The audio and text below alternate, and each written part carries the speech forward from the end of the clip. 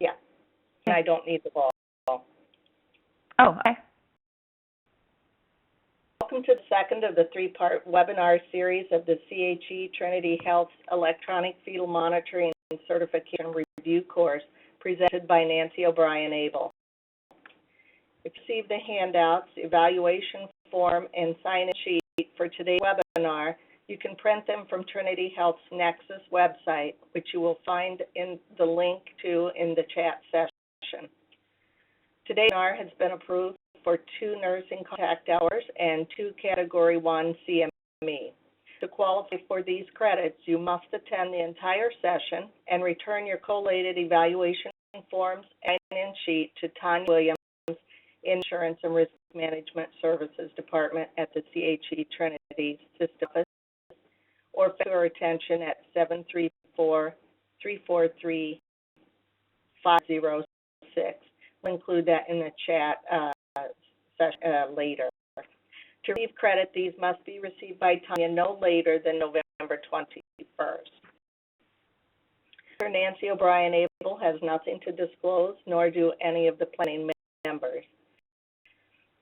You'll be put on mute during the presentation. If you have questions throughout the presentation, you should send them via the Q&A screen to the right of your screen. Nancy will respond to the questions at the end of her presentation. Please limit your questions to those that relate to today's content only.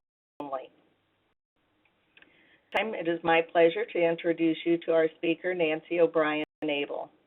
Nancy is a perinatal clinical nurse specialist for over 30 years' experience in caring for women and normal and complicated pregnancies. As a clinical instructor in the University of Washington School of Nursing and teaching associate in the Department of Obstetrics and Gynecology at the University of Washington Medical School for 20 years, she is heavily focused on multidisciplinary education and collaboration. Nancy is a nationally recognized speaker and author on fetal monitoring and the care of women in labor and birth. She is an active member in the A1, to various position statements, evidence-based clinical practice guidelines, and to A1's fetal heart monitoring principles and practice books in both 2009 and the upcoming edition in 2014. As well as co-authoring chapters on fetal assessment and labor and birth in A1's 2013 edition of Perinatal Nursing. Nancy received her Master of Nursing from the Perinatal CNS program, University of Washington. She is certified and an instructor for A1's fetal heart monitoring program. She's passionate about improving the quality of perinatal care for mothers and neonates. Please join in welcoming Nancy. And hello, everybody. Thank you for taking time from your busy days to be here for our webinar number 2. I'm just going here, advancing the slide. As you said, I have nothing to disclose. The third webinar, and the first webinar last about a week and a half ago, we talked about the physiologic basis of fetal monitoring, maternal and fetal oxygenation, uteroplacental exchange, and the transport mechanisms, focusing on the importance of diffusion. We talked about fetal circulation, fetal response to hypoxemia, fetal heart rate regulation, including sympathetic and parasympathetic branches of the autonomic nervous system, as well as baroreceptors and chemoreceptors and cardiac output. And then we wrapped up with a discussion about relating fetal heart rate tracings and umbilical cord gases, specifically looking at umbilical arterial cord samples and interpreting those. That was webinar number 1, and today is webinar number 2, and our focus will be fetal rate patterns, interpretation and management, talk a bit about normal and abnormal fetal acid-base status, quick review of categories, and interpretation, and then spend about half the time on intrauterine resuscitation, including uterine tachysystole and oxytocin, as there are usually a number of questions related to that subject matter.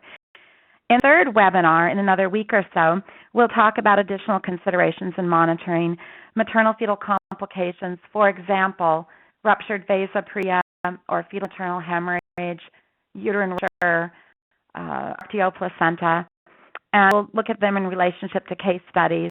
We'll talk a little bit about instrumentation. You all know how to interpret tracings, but it'll be a little bit about how the monitor works because they'll occasionally ask questions on that as well. We'll look at fetal arrhythmias and also wrap up then with a little bit on various, the 5 or so tests that are used for antenatal surveillance. So that's the plan.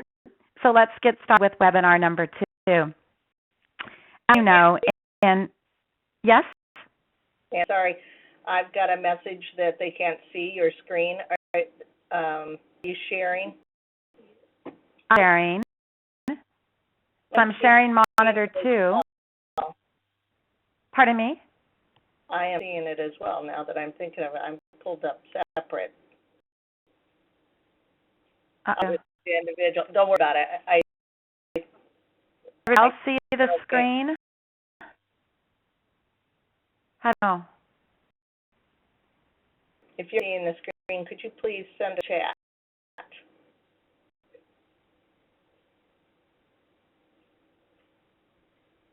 Anybody else isn't her, and I'll keep going. Yeah. Okay. Sorry. We're back on, everybody. Here we go. So where I'm talking about this slide. Okay. In 2008, as all of you are well aware, NICHD, ACOG, Society of Maternal Fetal Medicine met, and they reaffirmed nomenclature for the heart rate patterns for baseline heart rate, fetal variability, accelerations, and the various decelerations that were previously described in the 1997 meeting. They also at this meeting recommended a 3-tiered system for interpretation of EFM related to acid-base status.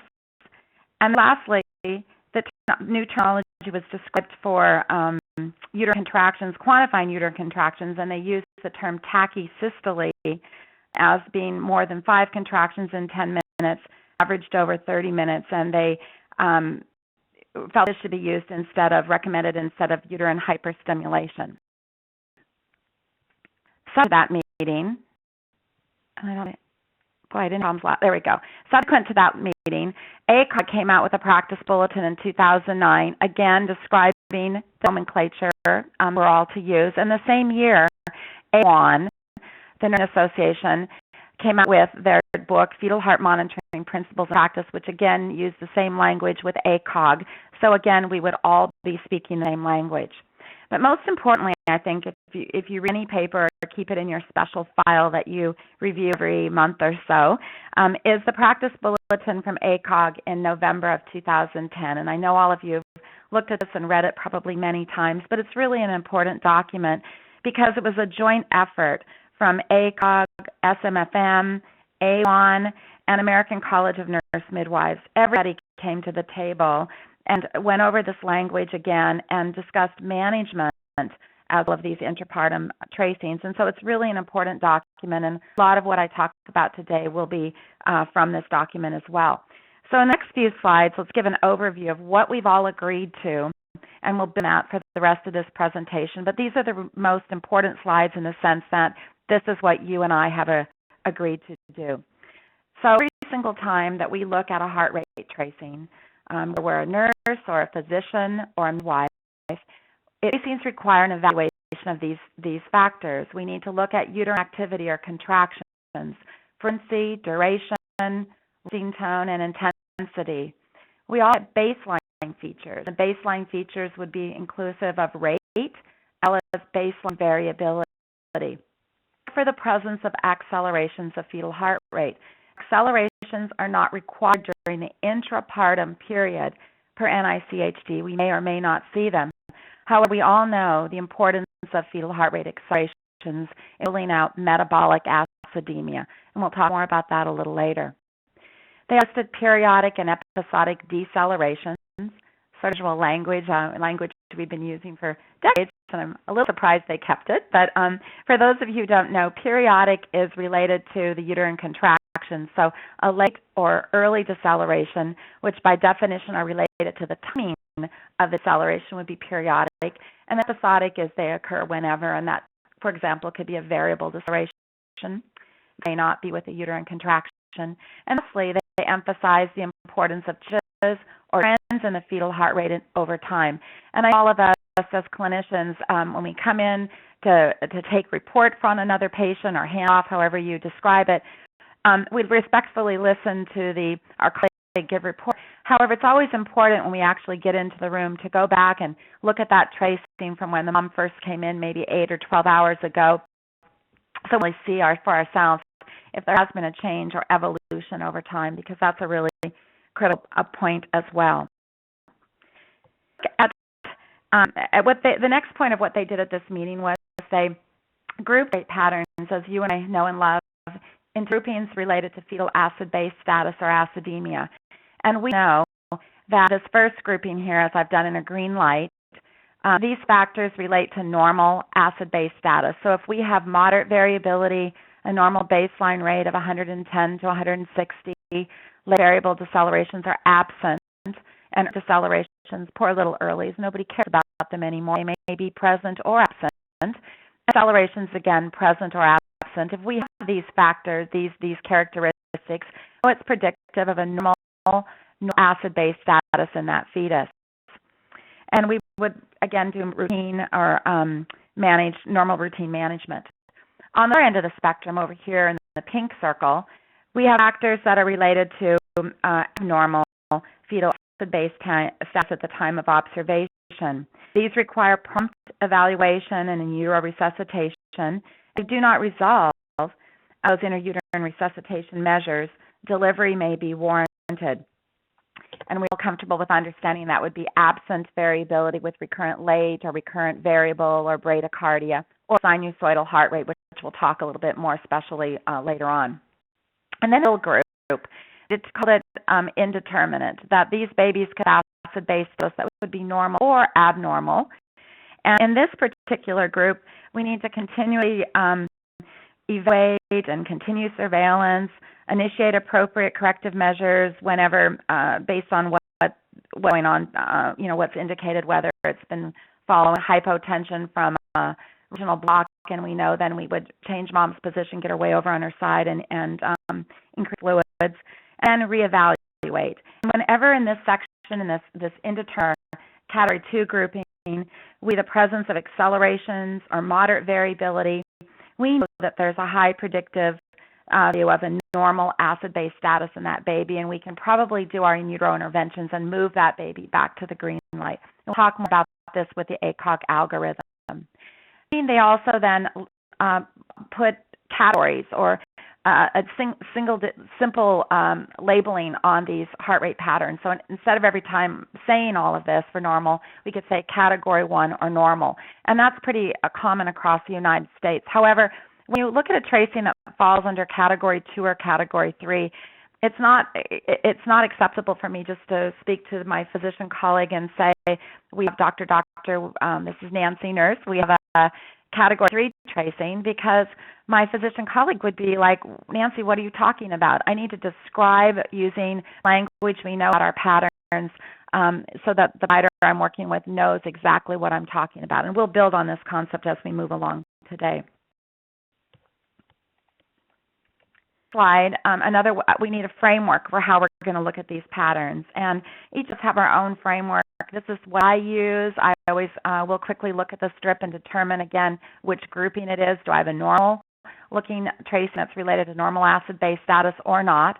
And at the same time, you're thinking about what's the underlying cause, what's going on, what's happening, because that will drive my in utero resuscitation. Like I mentioned before, if I have sympathetic blockade with a regional analgesia or anesthesia, I know then what my intervention should be to correct the situation.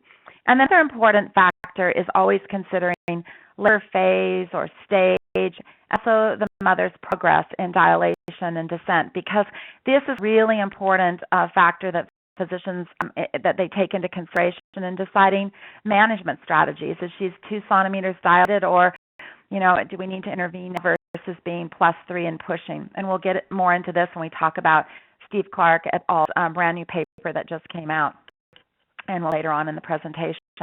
And we also need to think about the back of our mind, prompt delivery. And this is really driven a lot by where you practice. If you're on a unit that births many babies, each day, and you have anesthesia 24/7, maybe one or two providers on the unit all the time, and a labor 24/7, and maybe MFM on your unit 24/7, which some units are staffed with, not many, but some, then it's a whole different thing considering prompt delivery. They're able to move very quickly. Whereas if you're in a much smaller hospital, and I'm thinking of some critical access hospitals I've been to in rural parts of the United States where prompt delivery may require hold of the nurse anesthetist they share with another hospital, a ways down the road. So prompt delivery and calling the surgical crew really depends on thinking about, again, your unique situation in the hospital that you practice. With all of this, following my discussion with pattern interpretation and acid-base status, I'll discuss intrauterine resuscitation techniques, and this is just a list of some of the ones that we'll be talking about later with references to both ACOG, A1, and then the Garidi and Simpson paper if you wish to read that as well. Some of you have done that. But these are sort of the main in utero resuscitation techniques that we use for indeterminate or abnormal tracings. Lastly, before we get started, just about the algorithm that I alluded to a minute or two ago from ACOG, and this is just the, a little bit modified. I've colored it in and did a few things to it to make it really crystal clear that when we see a normal or category 1 tracing that we've been talking about, routine management, versus a category 3 where we prepare for delivery, use those in utero resuscitation measures, and if not improved, we consider prompt delivery. And then category 2, the difficult one here, where continued evaluation, surveillance, and then depending on what the tracing looks like, if we have intermittent decelerations, but we have moderate variability and maybe the presence of accelerations, we know that that baby is not acidemic. We'll do in utero resuscitations to correct that baby. Most likely will move back to the green light with routine management. We may have a baby in this category that has recurrent decelerations and now has developed minimal heart rate variability or tachycardia on top of that. And here we'll do our in utero resuscitation measures and hope to improve the situation. However, some of these babies not improve and may progress to a category 3 tracing where delivery will be considered.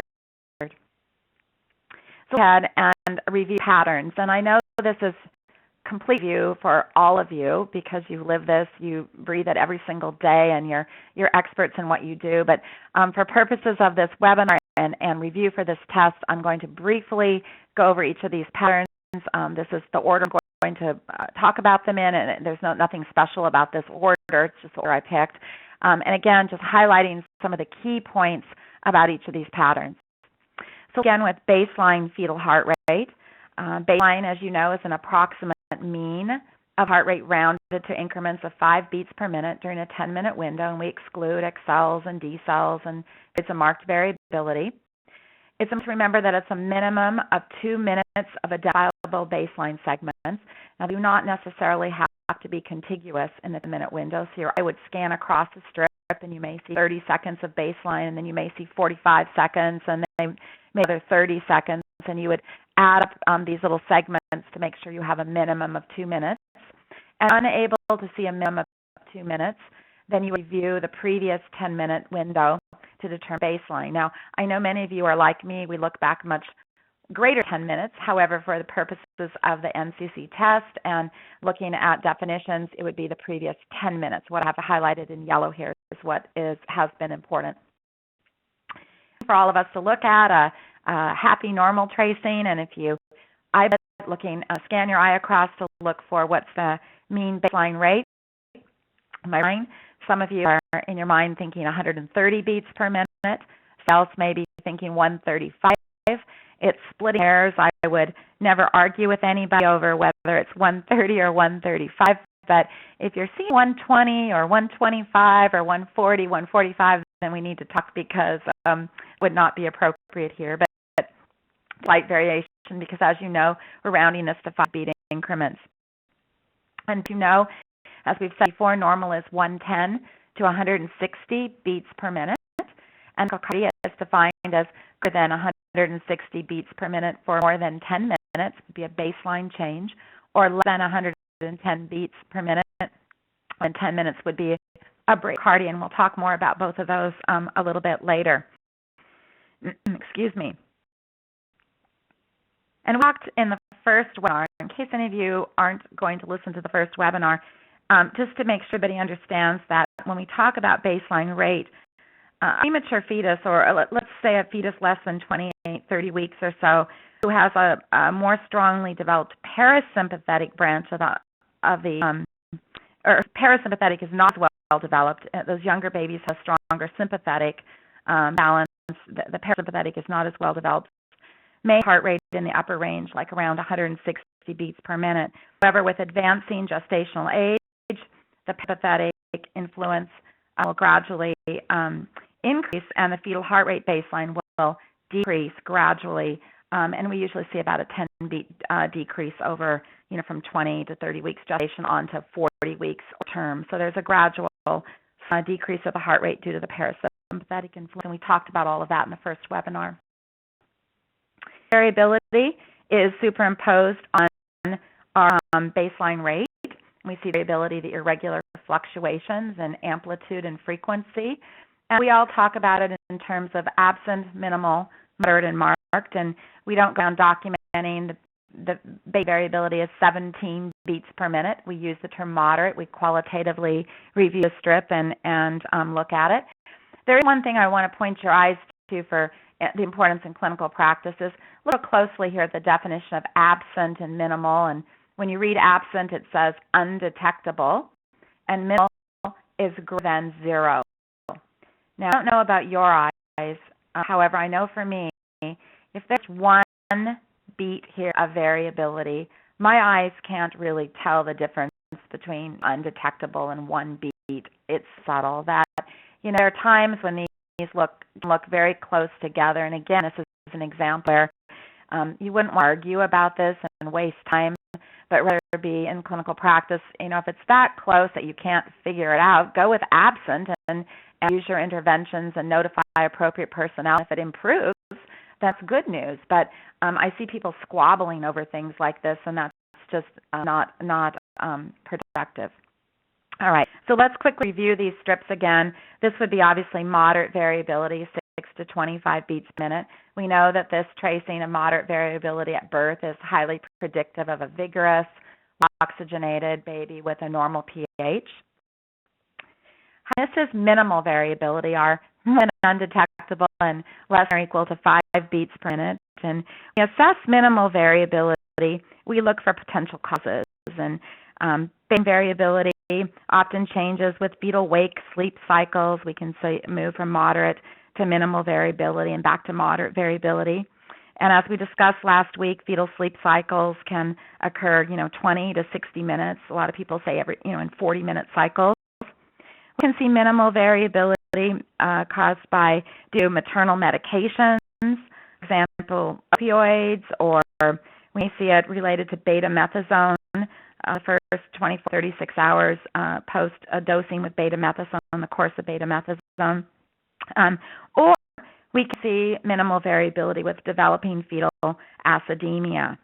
And so it's our concern because if there's decreased oxygenation is suspected, we need to be using intrauterine resuscitation and assessing further for accelerations, whether spontaneous or induced, to determine that this baby has improved and we now have a baby that's not acidemic. And if minimal variability still continues and we have no accelerations and variability, continues with minimal variability, then we really need to consider fetal acidemia. And variability, also a category tracing, similar to minimal variability. And this is one that we really don't see that often. Wide picket fence, if you will, variations in rate, 25 beat amplitude changes. It has been described related to prolonged pregnancy, which we don't see too much anymore, and with ephedrine, IV ephedrine administration, or with decreased uteroplacental perfusion with tachysystole. And a paper published on this years ago with one of my maternal fetal medicine docs that I worked with at the University of Washington, and we found it was not related to any adverse outcome, and we also found it was related to ephedrine, and sort of an alpha adrenergic response to the fetus was having. It was mediated by an adrenergic or adrenergic response. And the same year we published the big group, the anesthesia group out of San Francisco, UCSF, published the same data, again, not to worry about it, but then it's really related more to an alpha adrenergic effect. So interventions would be, correcting any factors that could be related to decreased uterine placental perfusion or excessive uterine activity or like maternal hypotension, and then also thinking about whether or not ephedrine was given, and we just wait and watch. In the absence of any abnormal heart rate changes, this variability is not associated with fetal acidemia. And in fact, you'll see in the Clark paper from this last month, they grouped variability in with moderate variability for as they assess tracings. And lastly, we talk about absent variability. And if I just showed you a strip of just absent variability and no decelerations, it would be category 2. Yes, you're correct. I'm pausing thinking you're going to yell the answer at me, and of course I can't hear or see you. I'm talking to my computer here. So absent variability by itself would be category 2. However, when we see in this strip absent variability coupled with recurrent late decelerations, it's indicative of ongoing hypoxemia, and this would be a category 3 tracing for us to our assessment. So, for example, if someone was to ask a question here from NCC, and they may say something like baseline heart rate variability is classified as, and you all know the answer would be absent, minimal, moderate, marked. A typical kind of example related to variability that they may ask. Moving on, let's consider a few more of these terms that we're going to talk about. Accelerations, as we mentioned, they're not required, but we know by definition the visually apparent abrupt increase set to peak in less than 30 seconds. In the heart rate above baseline, we look for a peak that's greater than or equal to 15 beats above baseline, lasts 15 or seconds from onset to return to baseline. This is a great strip showing lots of full movement and accelerations of heart rate. That with accelerations, we also have given a little bit of a grace period to those babies that are less than 32 weeks. And by description, similar to NSTs, the peak is, we talk it as a 10 by 10 minimum, so a peak of a minimum of 10 or more beats per minute and a duration of 10 or more seconds. Those babies that are less than 32 weeks, and the definitional questions that they may ask. And last definition related to accelerations is prolonged acceleration, which by definition lasts 2 minutes or longer, but less than 10 minutes duration, because of course if it's 11 minutes, it would be academically, by definition, it would be tachycardia or baseline change. And this reminds me to mention to you about, again, our love for accelerations in labor and birth. We know that they rule out metabolic acidemia. And I make a clarification on this slide because I put it up the other day, and I had a younger physician ask me when they saw this on the slide, it said that these accelerations with scalp stim or acoustic stim correlate to a scalp pH of greater than 7.19. And this young physician asked me whether or not who's still doing scalp pHs. And I thought, oh, that's a good question. We're not doing them. However, I want everybody to understand that the word in the test or when people talk about this, they always relate it to scalp pH.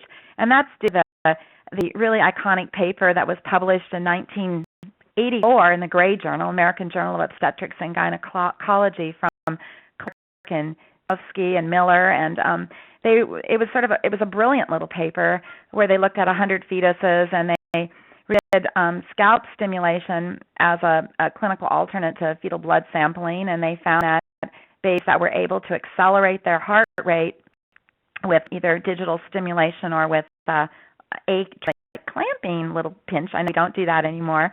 But those babies all had pHs of scalp pHs of greater than 7.19, and that was the pivotal paper which helped us know that we no longer had to do scalp pHs.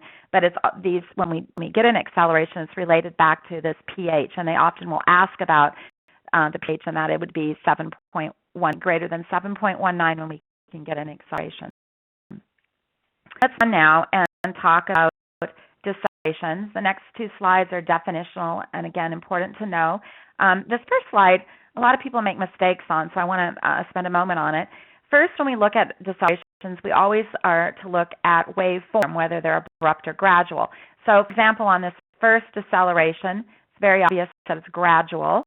And so this would be a late or it would be an early based on the timing related to the contraction, which is the second point. And obviously, the timing is late. It's a late deceleration. If you do the second deceleration here, it's abrupt. It's no longer gradual, but rather abrupt. And the only deceleration then would be a variable deceleration, even though the timing of this deceleration is late in relationship to the contraction. We talk about waveform first before timing. So that's abrupt. So that's a variable deceleration. It is not a late deceleration. And definitionals that we use is that we should all be saying either recurrent or intermittent in front of, as an adjective in front of the adjective of late deceleration, later variable or early deceleration. So I speak to my colleagues rather than saying, we're having variable decelerations in room where the appropriate language would be for me to say we're having recurrent variable decelerations, minimal variability, tachycardia. This is a change from 45 minutes ago when we had moderate variability and no decelerations, on X, Y, and Z. I would like, if I was speaking with a provider, I've done all of these interventions. I'd really like you to come and help me determine what I can do or evaluate the tracing with me. And the professor I work with very respectful that way, and it would be, thank you, Nancy, for that report, and I'll be over in so many minutes, or I'd like you to do X, Y, and Z. So again, using complete language, complete description rather than just saying we're having variables, or we're having, occasionally I hear this, or an ugly tracing. Like, what does it mean? It doesn't mean anything. All right, move on and quickly go through the deceleration patterns. For earlies, poor little earlies, we don't really care much about. They're just sort of there. But the first bullet point here on earlies is exactly the same as with late decelerations. A visually apparent, usually symmetrical, gradual. And we all understand gradual is onset to nadir in greater than or equal to 30 seconds. And baseline associated with the uterine contraction. Earlies mirror the uterine contraction.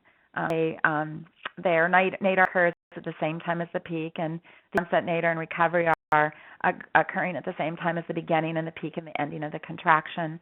Now, early decelerations most commonly are thought of as being by fetal head compression that causes changes in cerebral blood flow, and then a vagal reflex and slowing of the fetal heart rate, gradual slowing. And this was demonstrated many decades ago with baboons and pessary rings. We don't do work like that anymore, but overall, this is what it's thought, and we just don't get too excited about early decelerations.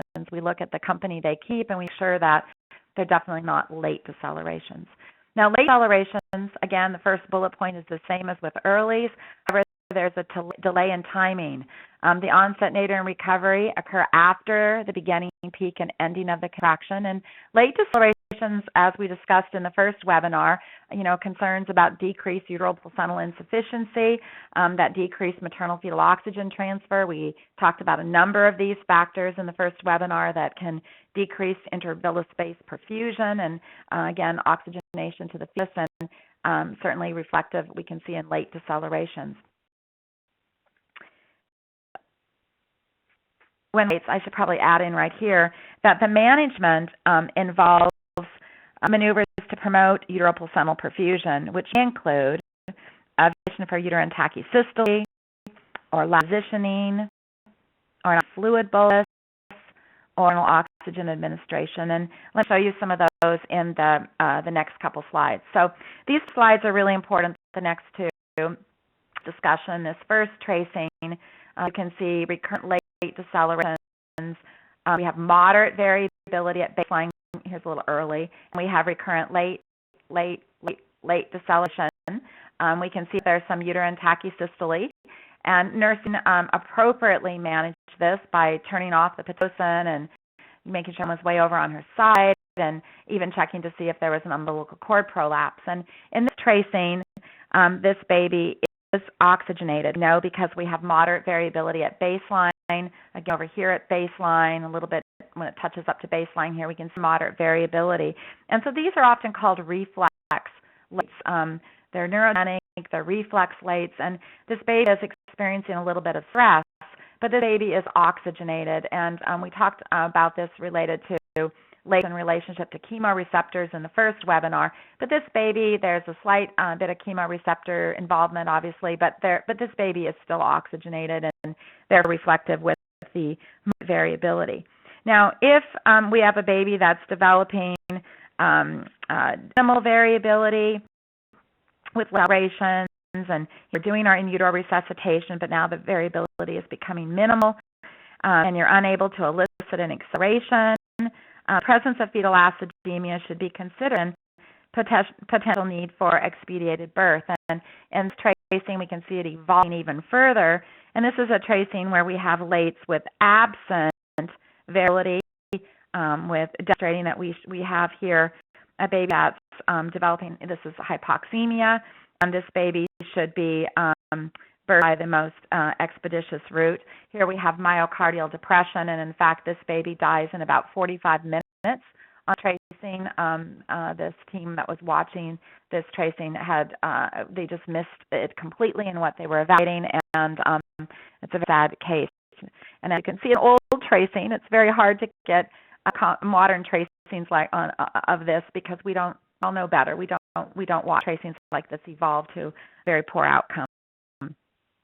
So an example of a question that they asked related to earlies and lates, and I put this one in just because my physician colleagues who took the test both of them arguing about this one. It was pretty funny, and I don't see the test, but sometimes I'm on site doing a review course with hospitals, and we do a lot of strips and talk about things. And afterwards, this physician and nurse came out, and they were arguing. Two physician friends of mine, they were arguing about whether or not they were earlies or lates, and one thought they saw earlies, and one thought they saw lates, but they said they couldn't figure out the uterine activity, and were they? And I asked what was the third factor, and they said uninterpretable. So all of you looking at this would know that we can't call it, because we have a relationship to uterine activity. We don't know if those are earlies or lates. We know they're gradual by definition, but we need more information. Let's move on and look at variable decelerations. Decelerations, by definition, are visually apparent abrupt decrease in fetal heart rate. Now, change in this definition. We had talked about gradual before, being from onset to nadir. These are from onset of deceleration to gain of nadir in less than 30 seconds. So it's very different here for what the definitions for. With variable decelerations, they've added in that the heart needs to drop 15 beats or more below the baseline and for 15 seconds or longer, however, less than 2 minutes. Otherwise, it would be a prolonged deceleration. And we know with variables like their name, the onset and the depth and the duration commonly vary. They're just variable. We also know the physiology, which we reviewed in webinar number 1, that when we actually see the variable, and the shoulders are part of the variable, this is all the variable deceleration, the accelerations, it's part of the variable, their shoulders, some people call them. But when we talk about complete cord occlusion, and we talked about what these were in the first webinar, so I'm not going to repeat that now. But when we talk about complete, with a strong contraction, complete cord occlusion, we talked about how the fetal blood pressure is increased.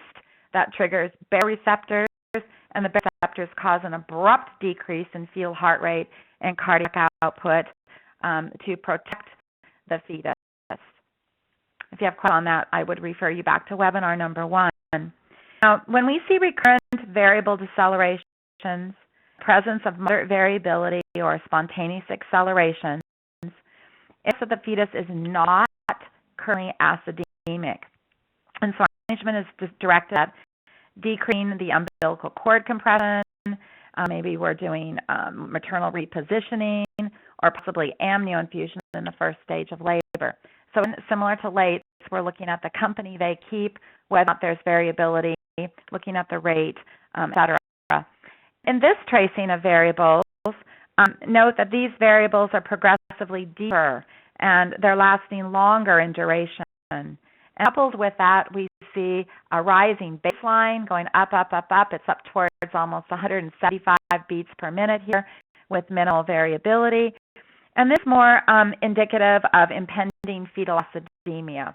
So again, similar to late deceleration, we need to be looking at evolution of these decelerations and company that they're keeping, and looking to see for signs of intervention so we do not develop a situation with impending fetal acidemia.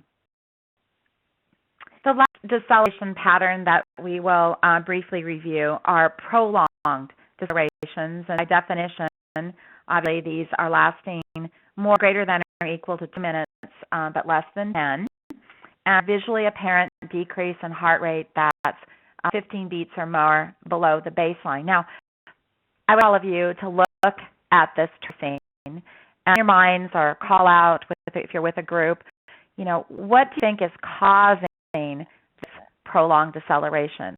What appears to be causing it? Some of you in the room are saying, well, it has to be uterine tachysystole because you see these 3 contractions here. However, I don't know what was really going on prior to this, and maybe there's nice spacing of contractions. So this may or may not be contributing to what's going on. Maybe this is just a tripling of contractions right here, and there's nice resting tone between. So we really don't have enough information. But what I'm really trying to get from you are the people who haul out that note that this is related to umbilical cord compression. I just want you to always look at the heart rate. Look at what's going on here. And we talked again a lot about this in the first webinar. We've just spoken now about variable decelerations and baroreceptor stimulation and that abrupt decrease in heart rate. And so this is something to do with cord. Yes, it may be cord compression due to contraction frequency, but this helps guide our interventions for prolonged deceleration right away at the bedside in utero resuscitation, because we know it's cord. We're making sure we're changing mom's position. We know that there's, first stage, and maybe we have leakage of fluid. Perhaps there's cord and we need to be having amnio infusion considered. So again, think about by looking at the deceleration. In contrast, look at the next deceleration, a prolonged deceleration, and by definition, this is a prolonged because it diverts from baseline here, returns to baseline over here.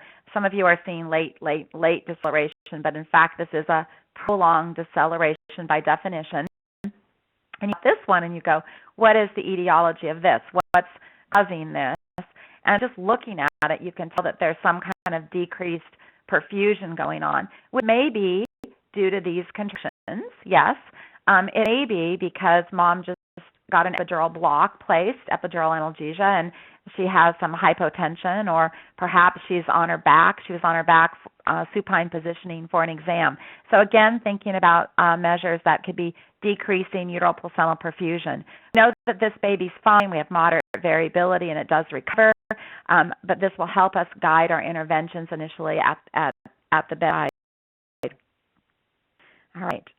And then I've listed out on your handout in here a number of different factors that can, in fact, lead us to prolonged deceleration or be etiologies for prolonged deceleration.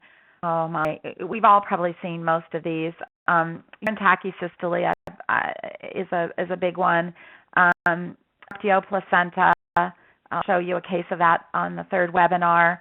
Talked a lot about acute maternal hypotension related to analgesia or to supine positioning. We went through this all in the first webinar. Rupture we'll talk about in the third webinar. Examples, hypoxia with a seizure. I think I'm going to do that today. And then, of course, we could have cord accidents or terminal fetal cognition.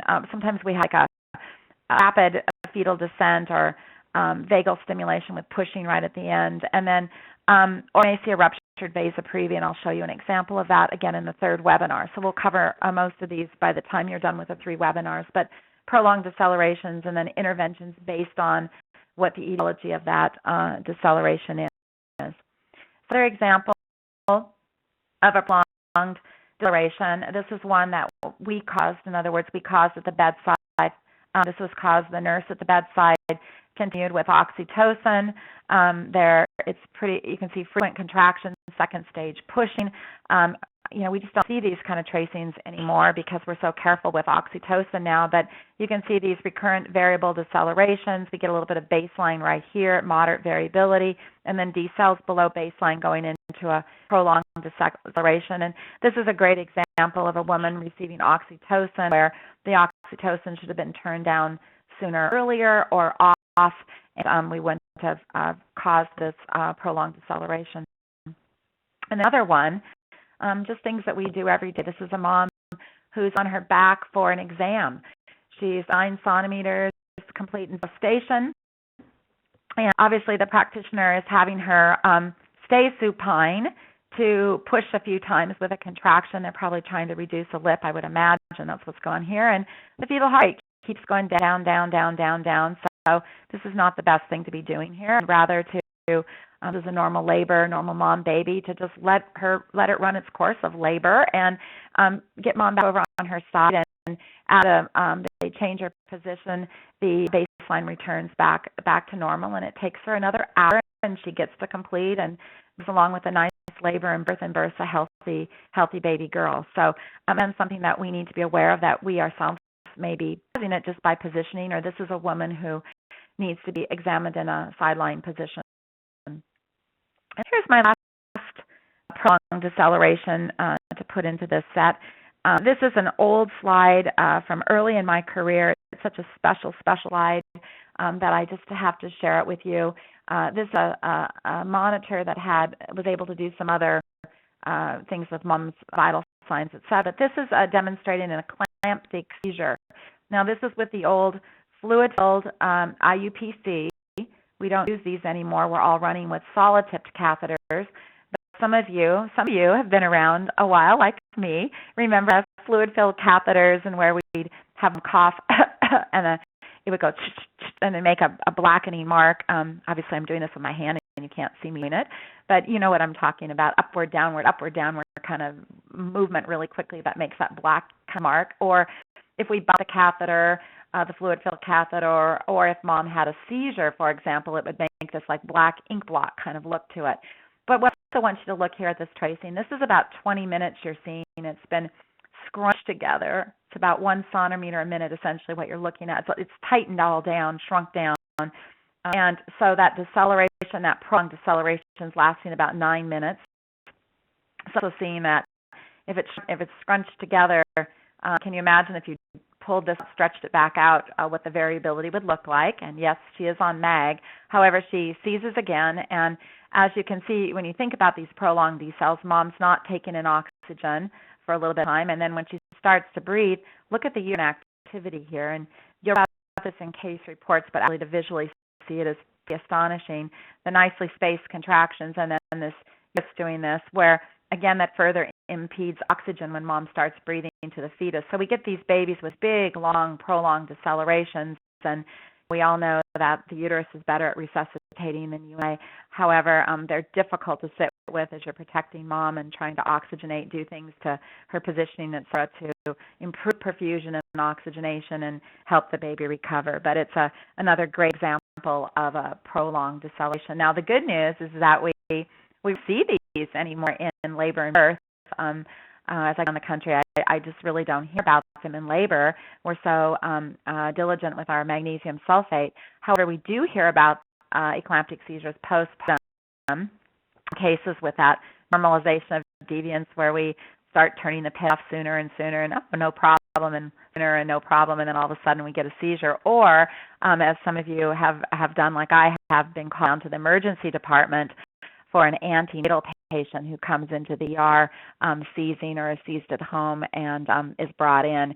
That's where we usually see them now. All right, so what's important and why I put this slide in again, this critical thinking, is that with prolonged decelerations, it's absolutely imperative that we think about the underlying cause and then base our in utero resuscitation on that, because so many different etiologies may occur to give us long deceleration. Let's move now and talk about fetal heart rate bradycardia. Cardia, as you know, is defined again as less than 110 beats per minute, 4 minutes or longer. As with prolonged decelerations, when we see bradycardia, we need to be evaluating for the identifiable causes, such as whether there's been maternal hypotension or uterine tachysystole or perhaps an abruptio placenta or uterine rupture.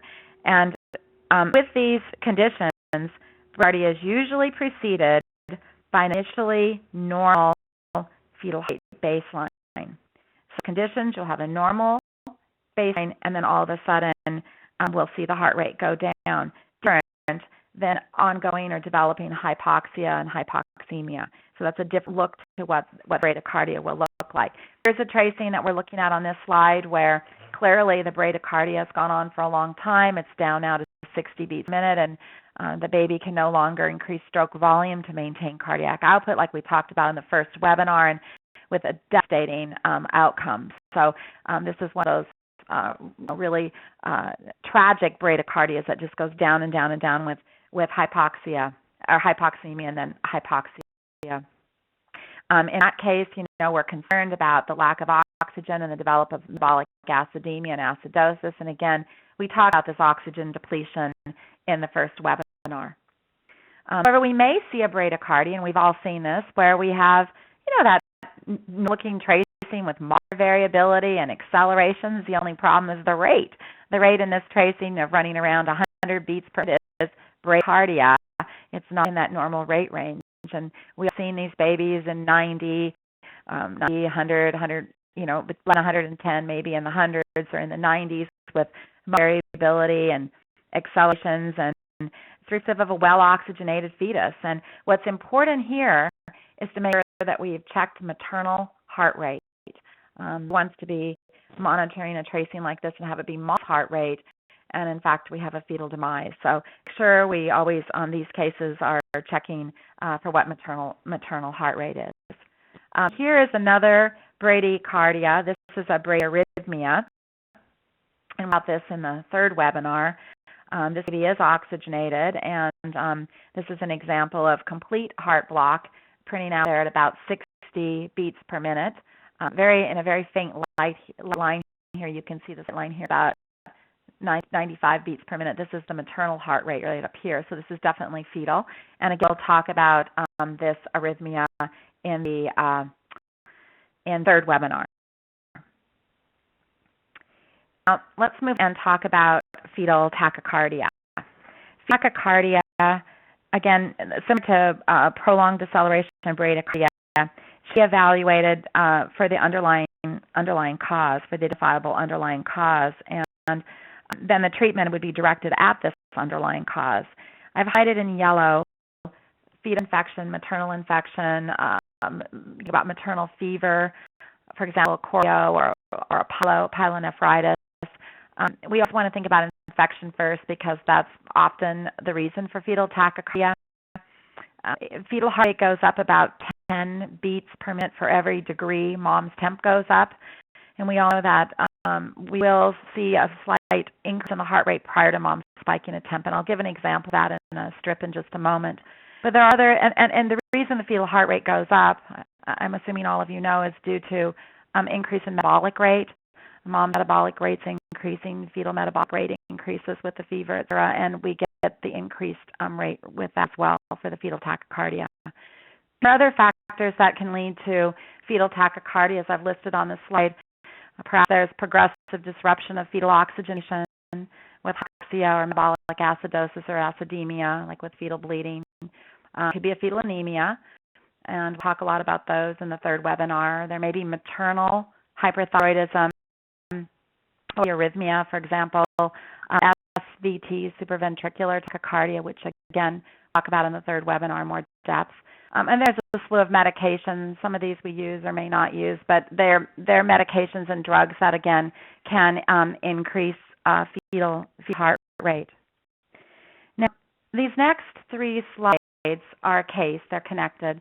And they're a great example of infection and the rising baseline and the increase in fetal heart rate with mom's temp. This is P0. She's 3rd and 4/7 week. She's had her membranes for about 24 hours and comes into the unit. She starts on PIT 1 to 2 milliunits, and it's gradually increased to 6 milliunits per minute. The tracing looking at here, you can see a baseline rate of about 130 beats per minute with moderate variability and accelerations of fetal heart rate. So category 1, normal tracing. I see 3 contractions myself across the bottom of this strip. A few hours later, look at the change in this heart rate. We have a baby approaching 150 beats per minute baseline, minimal variability. In the yellow box, you can read now that the patient's shaking. Her temp is now 37.9. She's 6 centimeters, 90% in zero station. Order received. The physician has been evaluating the patient, and antibiotics are now being started. And within a very, very short time, you can now see the baseline has gone from even the 150 up to now about 165. And on the far right upper side of the screen here, you can see that now her temperature is 9.2. So this is a great example. I know all of you have seen this before, of rising baseline with infection, minimal variability. This is a category 2 tracing. And of course, these babies, it's indeterminate. Some of these babies will do fine, and some won't. We think about DBS, we think about infection. So just an example again in your minds of a tachycardia rising baseline with infection. Now, tracing that we're looking at. Tachycardia, however, it's tachycardia alone. It's not. The variability is normal. We have moderate variability. So remember that tachycardia alone is a poor predictor of fetal acidemia unless it's accompanied by minimal or absent variability or recurrent decelerations. I'll leave this tracing and tell you a little case about it to, again, drive home the point in case you have questions about this. You'll have a visual on the test. But this is one in which the mom comes in at a baseline of about 140 beats per minute, the fetal heart rate, tracing. She has been dreaming of, in her labor, spending it in the jacuzzi, so they put her in the jacuzzi tub, and she's as happy as can be, and get out.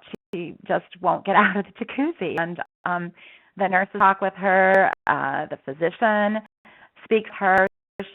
Hours have gone by now, and she won't get out of the jacuzzi. And her husband, they ask him to speak with her, and he's like, I'm not going near that. I'm not going to interact with you. That's what she wants. Love it. And suddenly the physicians and nurses are concerned. The fetal heart rate's up to 180. They're trying to track it and listen to it, and so they together decide to drain the hot tub, so the jacuzzi. So it's emptied, and now mom has to get out and get back in bed, and here's the heart rate tracing. And over the next few hours, the baseline comes back down, her core temp comes down, and everybody's happy, and there's a great outcome. But this is an example, again, of a baby that's not acidemic with moderate variability with tachycardia.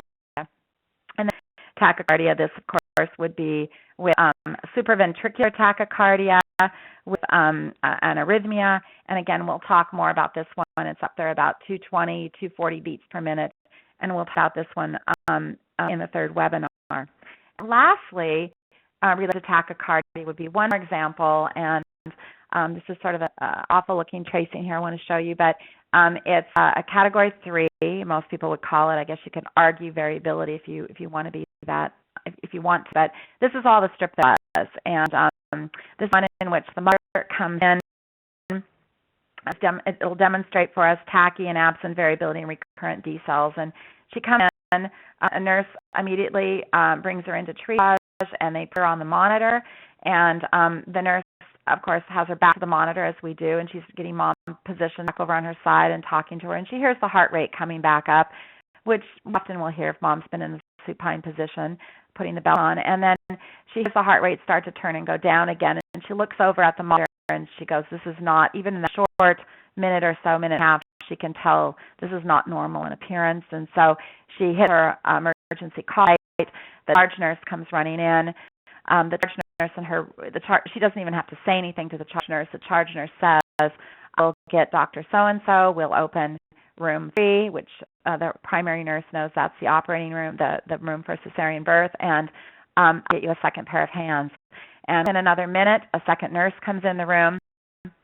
There's oxygen on, IV line in, et cetera, doing everything, and they can hear the heart rate go down again, go up.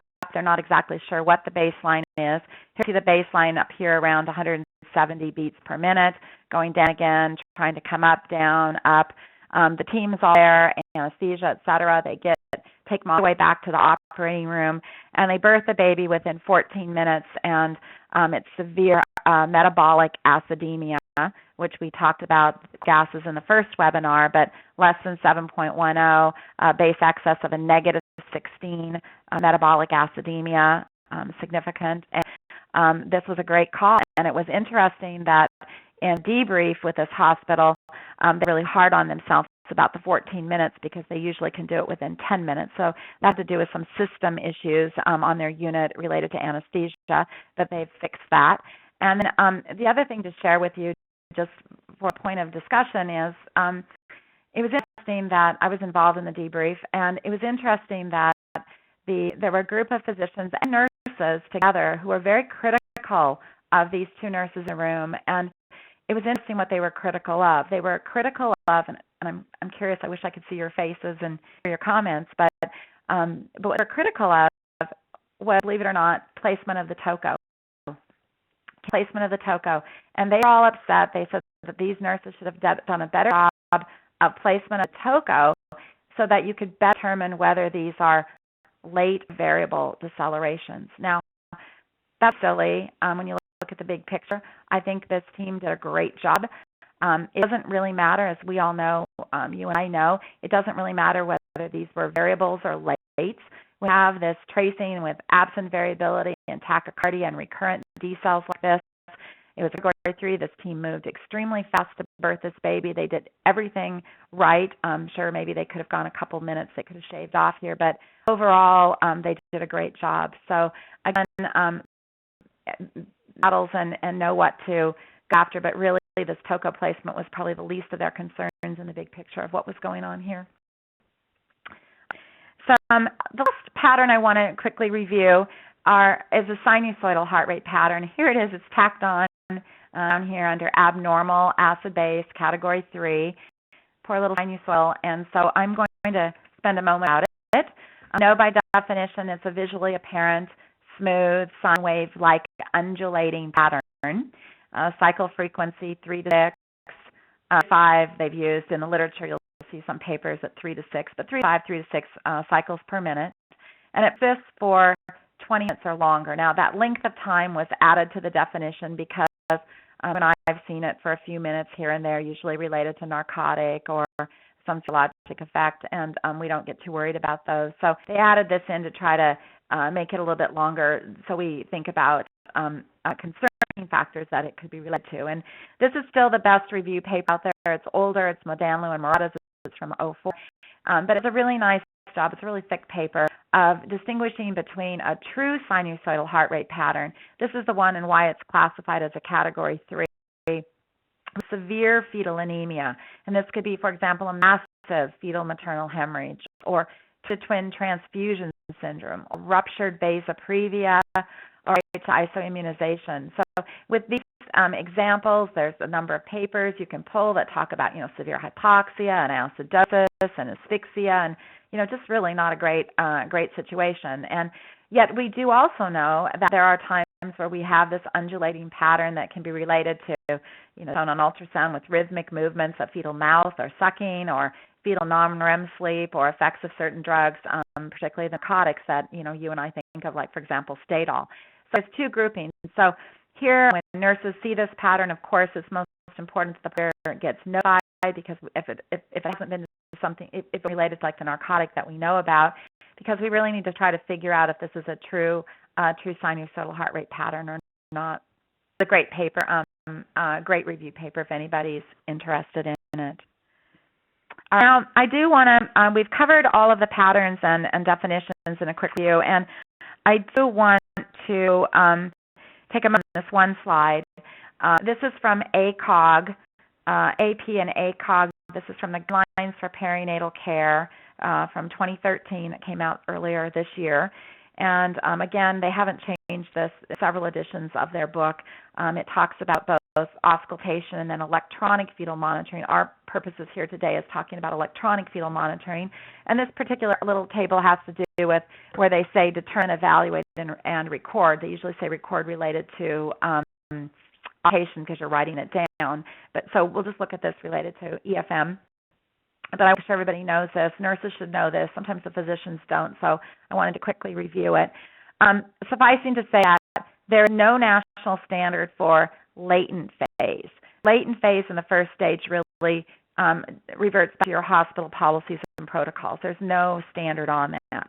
When a woman is in active phase of the first stage of labor and she has no risk factors, then the tracing needs to be evaluated, reviewed and evaluated, thought about and interpreted every 30 minutes.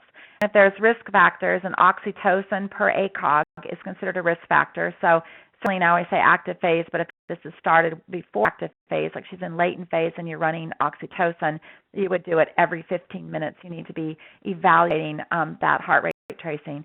And then a second stage with active pushing, it's Q15 and Q5 minutes. And I'll give a couple practice questions on this in a few minutes, just to make sure everybody knows this because they will sometimes ask about this. Some of you may be wondering, what about passive laboring down or passive descent phase or laboring down? Even though she's complete, you would follow the Q30, Q15 if she's laying down. All right, let's practice with just a couple questions related to this section we just did. They ask a question like, which of the following terms refers to decelerations occurring with less than 50% of the contractions? The answer would be, and I'll be calling out in the rooms you're in, obviously intermittent. Now they ask you which term refers to decelerations occurring with greater than 50%, and you would pick recurrent. Next one. I use a lot of tracing questions, and these questions would obviously have a strip. From what I hear from folks, it's pretty fair. The strips are easy to read. They're a large size. It's not a real issue. And they will do something like this. They'll either say this tracing would be classified as category, and then they give you a Roman numeral 1, 2, or 3. They say something like this tracing would be reflective of which acid-base status, and then it would be normal, indeterminate, or abnormal. I've just hooked them together here just to give you practice and sort of link them in your minds. So all of you can look at this strip, and which would you pick? I'm hoping you're all pick indeterminate or category 2 because we have decelerations with marked variability. Question. If acceleration of heart rate is elicited during fetal scalp stimulation or with vibroacoustic stimulation, the fetal pH can be assumed to be at least, and we talked about this, 7.19 from the work that was done by Steve Clark in 1984. They'll do a number of strips where they'll have some kind of tracing, and you'll have to interpret what it is, and then they may ask you what's the goal management or what's it related to the physiology, like in this question. So they're saying, and you can all be answering, this pattern is likely related to, and you can determine it's late decelerations. So the appropriate answer would be uterine placental insufficiency. Obviously, if they showed you a tracing with early decelerations, the appropriate answer would be fetal compression, or likewise, if they showed you variable decelerations, recurrent variables, your answer would be umbilical cord compression. So you can see they can make a lot of different questions off the same kind of framework of the question design. And then this one would be classified as, and I'm yelling out, or category 3 because it's a sinusoidal fetal rate. Rate characteristic most predictive of a vigorous baby at birth is obviously fetal rate variability. Those number questions I talked about for the number of minutes, so just to think these through, during the first stage of labor for a woman with no risk factors, the EFM tracing should be reviewed every 30 minutes. During the first stage of labor for a woman with complications, for example, Pitocin or preeclampsia, the tracing should be evaluated every 15 minutes. For second stage, if second stage with a woman receiving oxytocin, evaluated every 5 minutes. Very good. I'm sure you got those all right. And another couple questions. In any 10-minute segment of heart rate tracing, the minimum baseline duration must be 2, and it would be related to heart rate variability. And I guess I didn't. Oh no. At any 10-minute segment, minimum baseline needs to be 2 minutes. And then another question that could come from this is that if you don't have those 2 minutes, if you aren't able to pick it for 2 minutes, how many minutes do you go back and look for? And the answer would be 10 minutes. 10 minutes. You'd probably minutes you'd review. Okay. So we'll go on now and talk about in utero resuscitation, and we'll do a few practice questions at the end of that as well. In resuscitation, I've listed out a number of the techniques for indeterminate or abnormal tracings that are documented and discussed both by ACOG and A1, or you could pick up Greedy and Kathleen Simpson's paper from 2011, or read the review chapter in the A1 Fetal Heart Monitoring Principles and Practice, the in utero resuscitation chapter, as well the management chapter. All of them will give you the same information, but let me just quickly pull out a few of the key points here.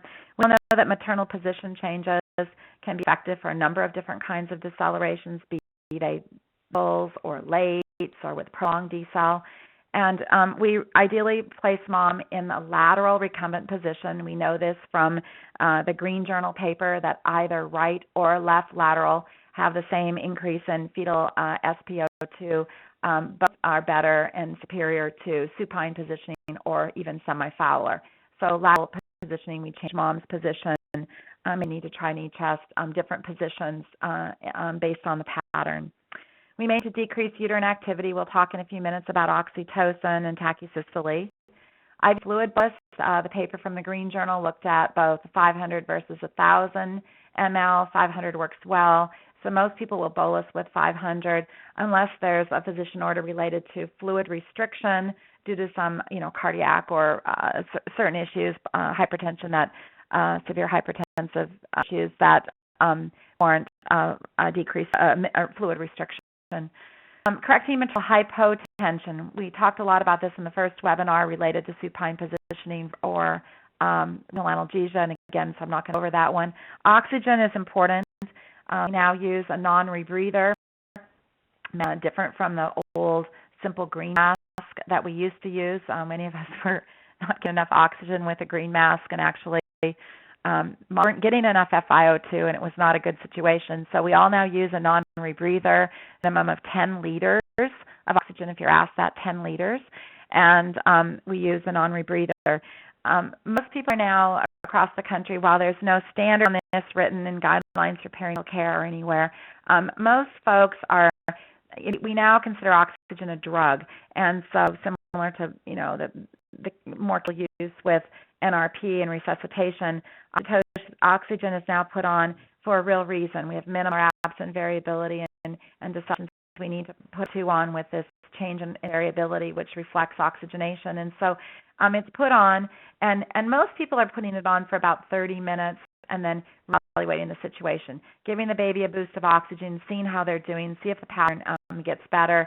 And during that time, they're subsequently getting off the oxytocin, the Pitocin, so that there's not that compounding variable of further decreasing fetal oxygenation. So try to do everything you can to improve perfusion, sideline position, making sure there's enough fluid, her pressures are okay, not too many contractions, O2's on, improving the situation, and then reevaluating in 30 minutes. And hasn't really improved, it may not at that point. So again, there's a lot of new information coming out on oxygen, and you'll want to stay current on that. Infusion used for recurrent variable decelerations in the first day of labor. There was about a decade ago, folks were using it for meconium, but we know now from the Cochrane data review that is really necessary. It doesn't change outcomes, so we aren't doing that anymore. It's not a recommendation. And then operations in second stage maternal pushing. I'll show you an example of that. And then obviously if we have a prolapse umbilical cord, to elevate the fetal presenting part while moving towards an operative birth. And here's that algorithm that we talked about at the very opening of today. Note here that for all of these, intrauterine resuscitation, and again, intrauterine resuscitation. So for Category 2 or Category 3, these techniques can be very helpful. The same paper from ACOG, the practice bulletin, they also go on and have a table, this table that talks about goals for resuscitative measures with Category 2 or Category 3. And again, this is sort of nursing language. Physicians don't use this too often, but it's in the ACOG bulletin, so I just want to make sure that you're all aware of it. It's fair game on the test.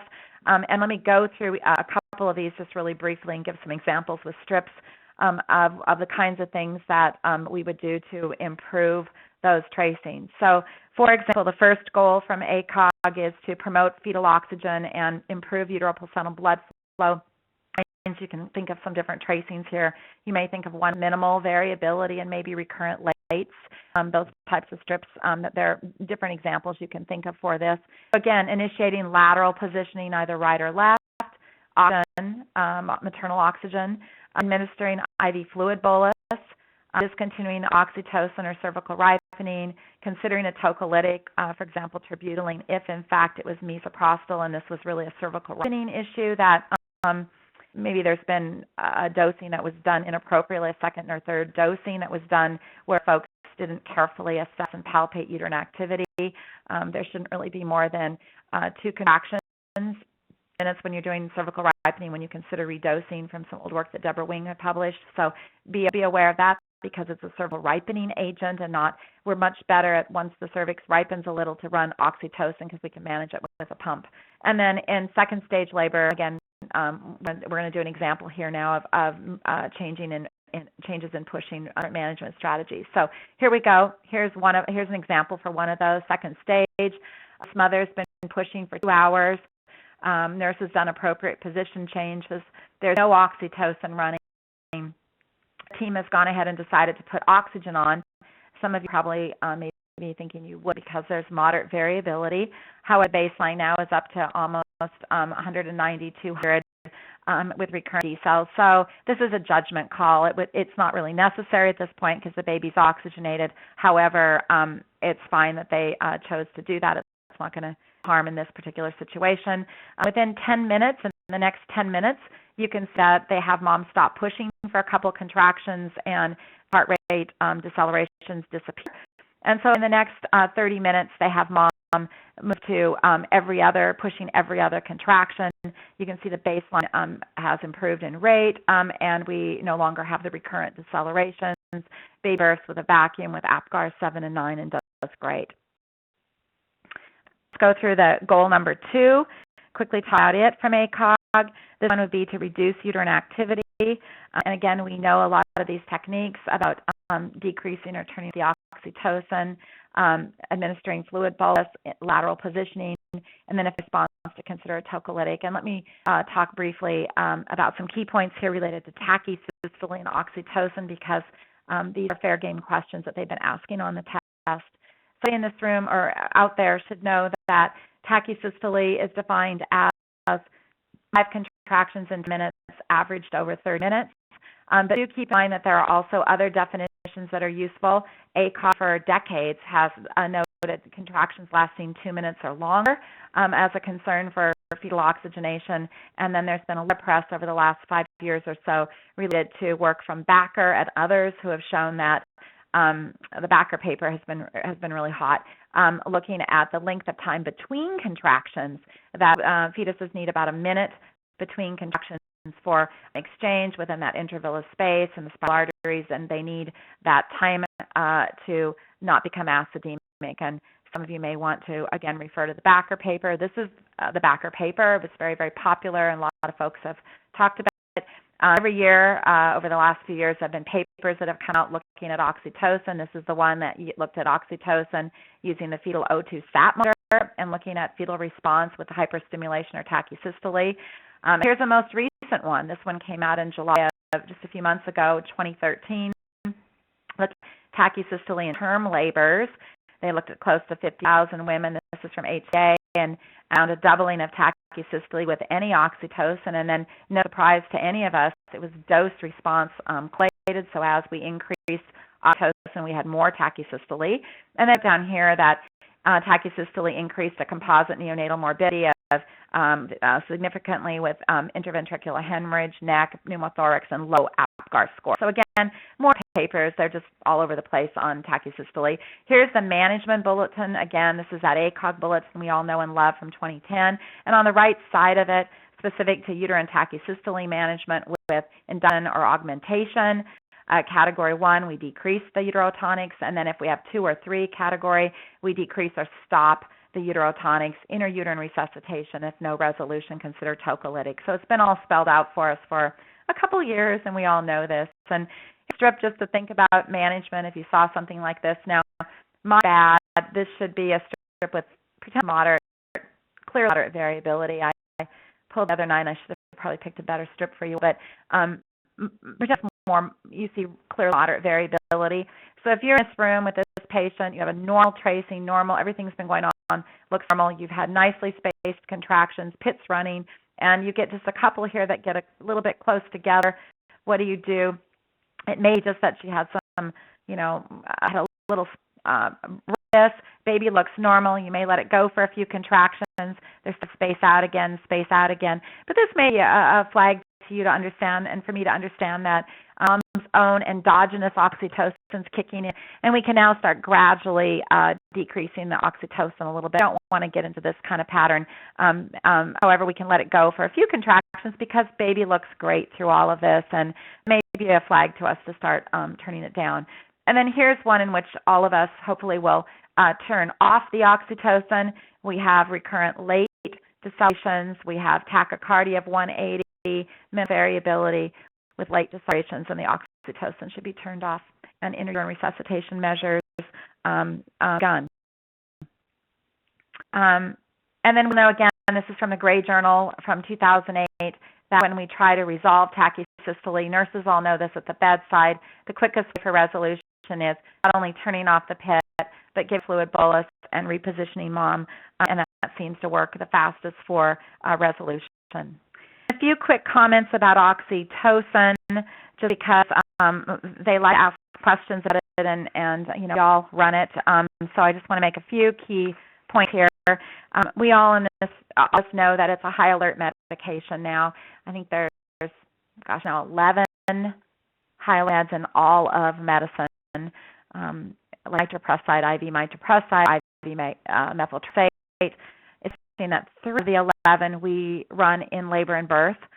IV magnesium sulfate, IV oxytocin, and IV insulin. So we have 3 of these big boys that we're running, and we need to be very careful with. And they're high alert meds because of the fact that they've caused harm. And so to keep that in mind. So when we talk about oxytocin, a quick review. Endogenous oxytocin comes from the posterior lobe of her pituitary. What we're thinking about in our discussion here, its impact on the smooth muscles in the wall of the uterus. We know that in the first stage of labor, as labor gets going, that mother and fetus excrete oxytocin that seems to have the combined effect of about 5 to 7 millunits per minute. So this is why, as labor gets going and she starts contracting beautifully with your oxytocin on the pump, sometimes we can back off a little bit because her own endogenous oxytocin kicks in. This is exogenous oxytocin. This is speaking to the oxytocin that the pharmacy mixes in the bags and that we put on our pumps. And a few key points here in yellow. Response is usually within 3 to 5 minutes of the administration, so very quick response. The biological half-life is 10 to 15 minutes, 10 to 15 minutes. And it takes 3 to 4 half-lives to get a steady state. So if you go 3 times 10 minutes, that's 30 minutes. And 4 times 50 minutes is 60 minutes. And that's where this physiologic dosing comes up with, this increasing it every 30 to 60 minutes. And folks around the country, their protocols are increasing it QC based on no more frequently than every 30 minutes based on fetal and maternal response. Now, I'm going to say one more thing about this slide because perhaps residents are listening to me present, and residents are so wonderful. They're always double-checking information and making sure speakers are correct, and they're looking things up on their phones and maybe using Medscape, for example. And I was just speaking at a large center, and after lunch, one of the attendings, one of the MFMs, came up to me and said, they're in the residents because they think they caught on something that you had the biological half-life of oxytocin incorrect. And so when we came back from lunch, I asked the group, they had questions, no questions. I asked the residents specifically, and they all looked down at their knees. And so I said, come on, I hear there's a question about the half-life. And so one brave soul put their phone right up to me and showed me that what they saw in Medscape, that the half-life was 2 to 3 minutes or 3 to 5 minutes, something very, very short. And so let them know, and I'm letting all of you know, that if any of you look on Medscape, it's incorrect. And this is an example of how sometimes incorrect information gets propagated. But in fact, it has to do with where you look at in vitro versus in vivo studies. And in fact, the hospital that I was at, Dr. Arias had been faculty at that particular hospital years ago. He's now deceased, but long ago, and he had done really beautiful work in 2001 showing the difference between in vitro and in vivo. And in vitro, it's just a couple of minutes, but in vivo, when you think about mom and in her body, it's 10 to 15 minutes. So this is correct. So I just wanted to make that comment in case any of you are looking it up and worried about it and saying that this whole physiologic dosing is incorrect based off the half-life. Well, that information isn't. This is the correct information. Okay, and we all know that with too much oxytocin, or you can think of as excessive contractions for that mom-baby dyad, we have decrease in uterine placental perfusion and decreased oxygenation. The thing that we can see is with too much oxytocin, we may see coupling or tripling of uterine contractions. Now, again, old folk in this, listening to this, like myself, we were taught long ago that you would pit through this pattern. You would pit through it. You would break up this pattern by increasing oxytocin. And we know that's incorrect. That's incorrect practice. And it has to do with oxytocin receptor site desensitization. And when this occurs and you have this systolic pattern, that is best really to, after top the pit, give a little fluid and maybe wait about 30 minutes and then turn back on the oxytocin, and you will actually get these moms into a better pattern. And I didn't believe this at first in real practice, but finally, as I did this, I think it's the coolest thing because it really does work. And probably about 4 out of 5 patients, I can completely break through this pattern, get her back into a normal-looking pattern by just waiting that 30 minutes, turning off the pit, restarting it again, and then they'll get back into this. Most women will get back into a really nice labor pattern. So on the test or anywhere else, somebody asks you, and you're shown a tracing like what you see on this slide, and they ask you what would be the most appropriate management here. And you're told like you could give a fluid bolus or increase oxytocin infusion, wrong answer, or decrease or discontinue the oxytocin. You would all choose decrease or discontinue the oxytocin to improve the situation. Finally, to wrap up, a couple quick slides that, again, I think you all at Trinity, you guys are so great. You're all doing these things, but again, to make sure everybody understands that safe practice around the country are all starting at 1 to 2 milliunits, upping by 1 to 2 milliunits no more frequently than every 30 to 60 minutes based on maternal fetal response. And that practice is based on physiologic dosing evidence. And then the other thing is that we're all trying to standardize our concentration. Most people are now putting 30 units of oxytocin in 500. And then that means that on the pump, when you see 1 ml per hour, it's equal to the 1 milliunit per minute. Historically, we were putting 20 or 30 in a liter, and then this had to divide by 2 or divide by 3 to determine milliunits per minute after looking at the pumps. It just helps. It simplifies it. Some of you may decide instead of doing 30 to 500, some hospitals put 15 in 250, and it just depends on what their what size bag they're using for magnesium sulfate. And it helps them to determine, no, these smaller bags are just not the same as a bag of 1,000 LR that they can run in quickly. It's for safety. And we talked about this in that little chart I gave you. Oxytocin is considered, it makes it high risk. And therefore, in the first stage of labor, Q15 minutes were assessed heart rate and uterine activity. And in second stage, it's every 5 minutes during active pushing. I gave you 2 slides on resolution of when to turn pit back on. So, for example, if the oxytocin's been discontinued for a short period of time, let's say 15 minutes, and you now have a normal tracing and uterine activity is normal, some of us resume it about half of the rate we were at before, then gradually increase. Or if it's been off for more than 30 minutes or so, and now you have a normal tracing and normal uterine activity and you want to restart it, it's probably best to start at your initial dose due to the half-life of the drug. Third objective here with goal from ACOG was to alleviate cord compression for management, and at the bedside initially we can initiate maternal repositioning for cord compression or consider amnio infusion during the first stage, and then manage an umbilical prolapse cord. Here's a strip just quickly to look at this. This would be one where it's a null tracing, and then within a few minutes there's spontaneous rupture of membranes, it's clear fluid. What would you do? If they gave this type of scenario, what would be your initial intervention? And I know you all are saying that you would check and make sure there's no cord and get help, and go ahead and do those other interventions to increase perfusion. And then I do want to wrap up this section by saying something really quickly here. We're to talk about information for the exam, preparing you for the exam. However, I feel it's my duty also to talk about in current papers that are coming out. We're in October of 2013, and I believe this webinar is going to be available for another 18 months or so. So I do want to be sort of forward-thinking. A lot of the discussion about management of intrapartum tracings really now focusing on Category 2. It's just such a difficult group, and we're clear about routine management for Category 1 and what we need to be doing for Category 3, intrauterine resuscitation, and then if not improved, prompt delivery. But Category 2 is so difficult, and even our midwives and physicians are very well versed in interpreting the patterns, and we do a great job of us with in utero resuscitation.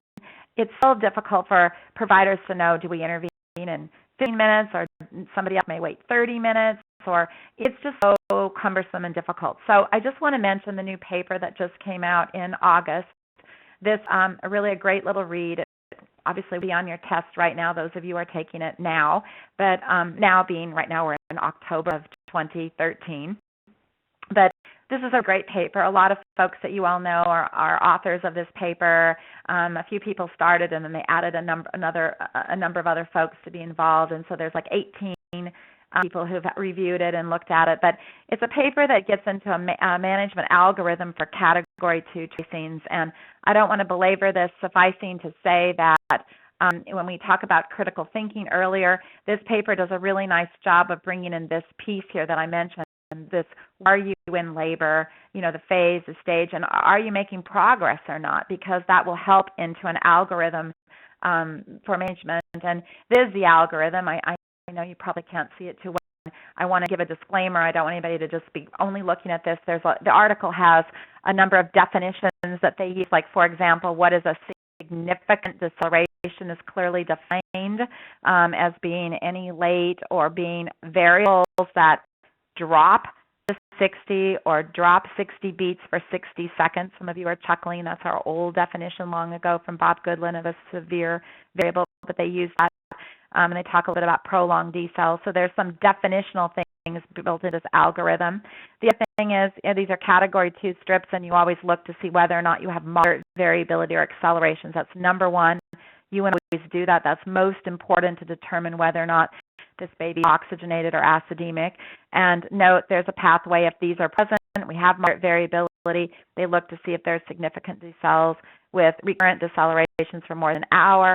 If there are, you look at where you are, you look at progress, and there's management. And then over here at the other side, I think is more important. Let's say you do not have moderate variability or accelerations. Understand that means it may be minimal variability or absent. So if you have minimal variability or absent, yet you have significant decels, recurrent decelerations, these significant decels recurrent for 30 minutes, you're on to cesarean or operative vaginal delivery.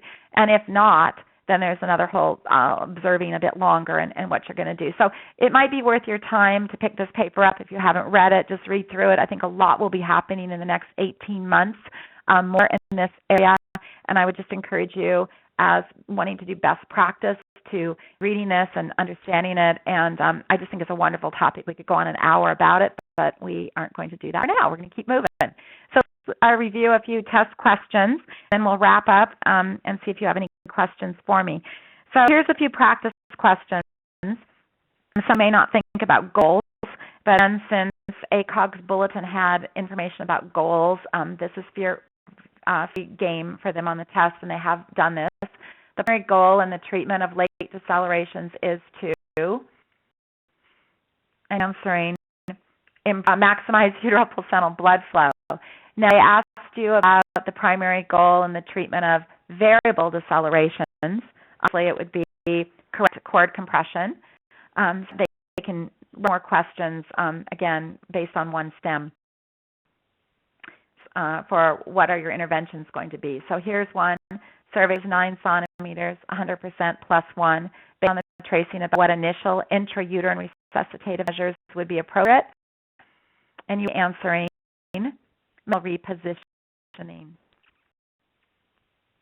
Just variability and fluid bolus wouldn't be appropriate for variables. Another rationale for low-dose oxytocin protocols based upon, and we all know it's the half-life of oxytocin. Scenario, mom's complete and pushing based on the tracing above what initial intrauterine resuscitation measure would be appropriate, and it would be modified pushing efforts. Amniofusion wouldn't be used second stage, and IV fluid bolus wouldn't be correct either. And then internal oxygen for intrauterine resuscitation should be given at 10 meters. Now, some of you may run more than that, but the standard out there is 10, so that's what the answer you'd put on the test. And the tracing represents, and sometimes you'll get a strip and you'll want to look up here and be, your heart will go up to the heart rate, but that's what they're asking you about. Read the question.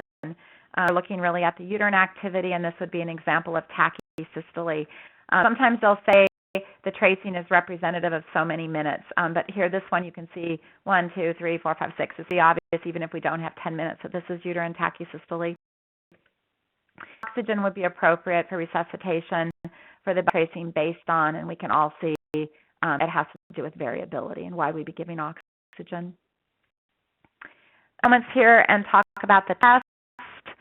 Because some of you may not have heard the first webinar, again, or may not listen to the first webinar. The test from NCC, I never see it. I don't see the exam, so but I do know these facts about it, and hopefully will guide you. There are about 125 questions, and they count usually 110 for scoring. It may actually be a little bit less. They may actually throw out 1 or 2 more questions, but it's usually on a base of 110. The reason there's a difference there is they have 15 test questions that are pre-test questions that are embedded throughout the test that are not counted. And what it simply means is that their questions, they may be just seeing how you do on them, and whether they may decide then to use them in subsequent tests. These questions have all gone through rigorous testing, and that there have been physician and nurse teams that have looked at the questions. They all have to have a recent journal article or reference that they can peer review, that they can use as a source for the answers or the incorrect answers on the test question they develop. And then the test questions go through. They go through a period where they're pre-test questions, and what they look for is to see that the good performers, the high performers on the test, get those pre-test questions correct. If in fact, for example, you're a good performer and you go through it and you miss a pre-test question, and all of the other good performers, high performers, are missing the pre-test questions, they're never going to use that pre-test question again. But what it means for you and I in a practical sense, or taking the test, is that these questions may not make a lot of sense to you. So you're going along and you're answering them easy, and you get to number 10, and it's kind of goofy. It doesn't make sense to you. Just do your best, answer it, just take a guess, try to figure out what you think it is, and mark something, because you're not penalized for guessing, and then move on and just think that that's probably one that they're going to throw out anyway, and so don't get too worked up about it. Each question has a stem and 3 alternatives like I've done. Some of them will have strips like I practiced with you today. Answers are alphabetized or in numerical order. No penalty for guessing. Knowledge and application of knowledge. Tracing, speed, paper will all be 3 centimeters in it, and that's what we all use here in the U.S., so nothing tricky on any of that. And I've not heard of anybody complaining about the strips of late. They've been pretty clean and easy to look at. And then to understand that you have 2 hours for the exam, and most people are done at an hour and a half. The fastest I've seen has been about an hour, both nurse and physicians finishing at an hour, but that's just a rare kind of thing you'll see. But most people take about an hour and a half, and in a group of about 50, of 100 people taking it, there may be 10 people, 10% that are at the 2-hour limit just because they're going back over and checking their questions. But pay attention to time, and if you're somebody who likes to, obsess over each question, then you may run out of time, and you want to keep moving. So I'm going to end with that and see if you have any questions on this content now for webinar number 2. At the chat.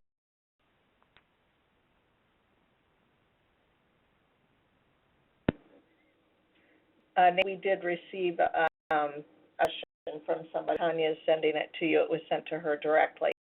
For those who might be interested in submitting a question, please send it directly to Nancy so she can see it.